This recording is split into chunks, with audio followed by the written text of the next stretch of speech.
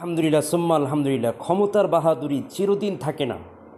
ওলামা ইকরামদেরকে যেই জুলুম রিমান্ড দিয়ে জুলুম করেছে, সেই আলেমদের বদদোয়া এবং ছাত্র সমাজের প্রতিধ্বনিতে, ছাত্র সমাজের সমাগমে আজকে সেই দেশ ছাড়তে বাধ্য হয়েছে। সম্মানিত দর্শক, আপনারা জানেন ইতিমধ্যে আমাদের বাংলাদেশের প্রধানমন্ত্রী তিনি সহ শেখ রেহানা তিনার বোন আজ বঙ্গভবন থেকে বেলা 2 ঘটিকায় তিনি সামরিক বিমান দিয়ে বাংলাদেশ ছেড়েছেন।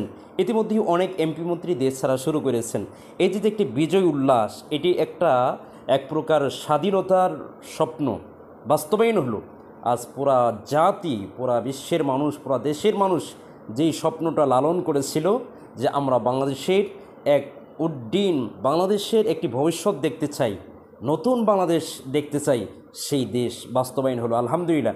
সম্মানিত দর্শক, আপনারা অনেকেই ইতিমধ্যে দেখেন নাই, যার কারণে আমি এই যে নিউজগুলো দেখাচ্ছি, যুগান্তর, প্রথম আলো এবং সময় টিভি সহ অনেক টিভিতেই এই নিউজ সত্য প্রচার হয়েছে এবং ঢাকা শহরে পুরা দেশব্যাপী একটি বিজয়ের উল্লাস উদযাপিত হয়েছে।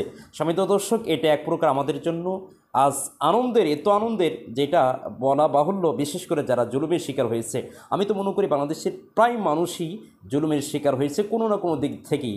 আজকে তাদের জন্য আজকে এক প্রকার ঈদ নয়, বরং তাদের জীবনের সবচেয়ে বড় খুশির বিষয় হচ্ছে এটা।